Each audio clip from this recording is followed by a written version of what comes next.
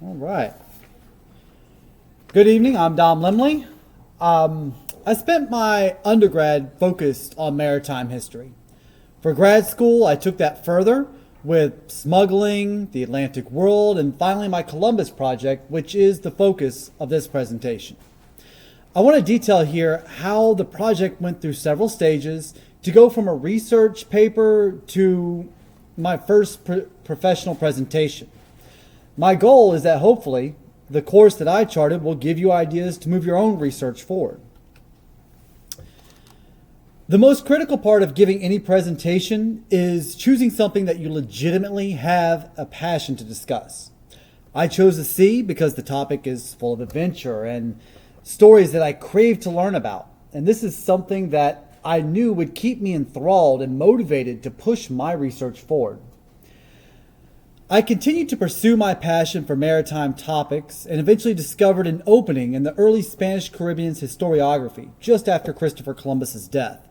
The scholarship currently produced does not adequately discuss the Spanish political instability in the early 16th century between the Columbus family in the Caribbean and the Spanish monarchy in Iberia.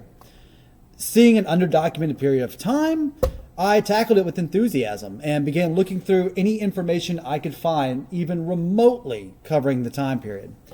I found that the English sources didn't take me far enough to justify an earnest graduate level project.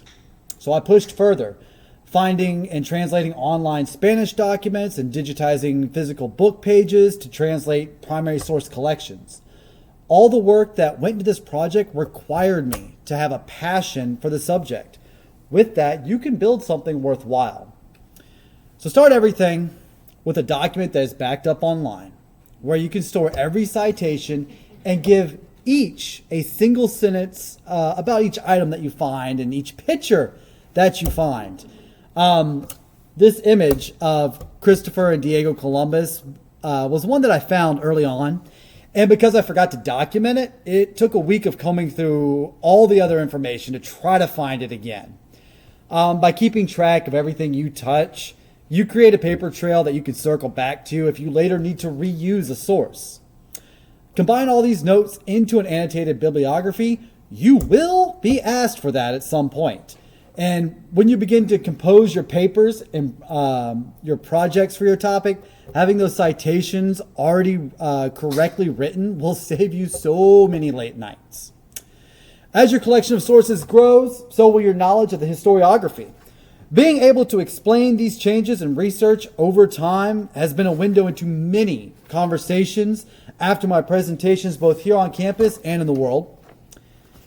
The historiography is critical to explaining why your research is important for the people to know.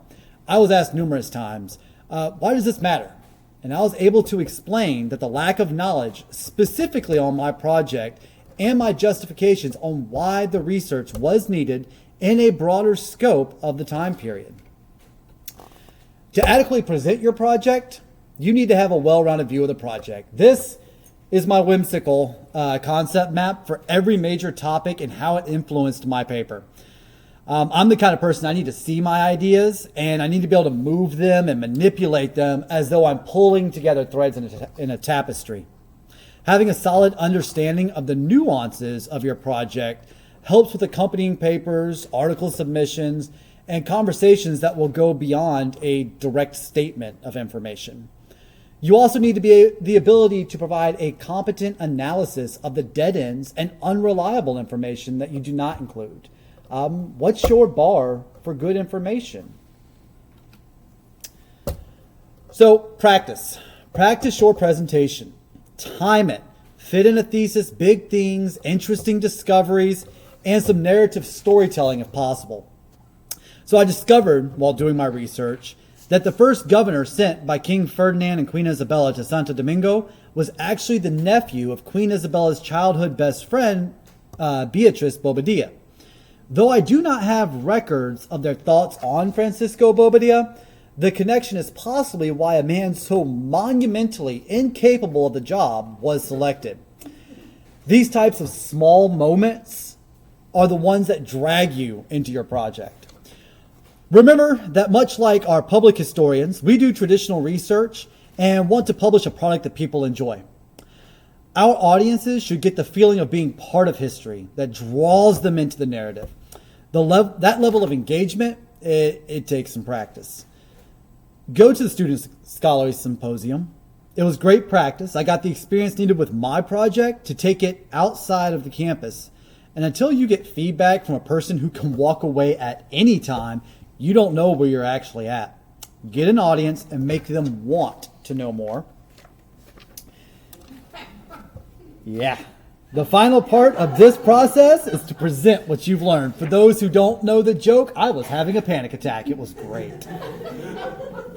So, apply to speak at conferences. Submit an abstract and get more experience not only in your project, but in connecting with editors and organizers. One of the best pieces of feedback I got during graduate school was a rejection letter from an editor who pointed out all the weak parts in my article and gave me feedback on how I could make my argument stronger. After you've presented, stay around and network. The networking time after presenting was amazing at the Gulf South Conference, and the knowledge I gleaned on my own project and the methods from other presenters that I could use was invaluable. Don't worry if it's not perfect. Every presentation is an improvement on the last. The best thing about the graduate program for me was the ability to take all this knowledge and use it to further my career plans. I intend to use this current project as a proposed dissertation topic in pursuit of a PhD. While working toward my doctorate, I plan to travel to Santo Domingo and see the places that I have only written about previously. I also want to visit the archives in Sevilla to see the documents that have never been digitized. I plan to compile all this research into a book in the future because there's no feeling more amazing than going out there and telling the world why your research is important and why what you do matters. Thank you.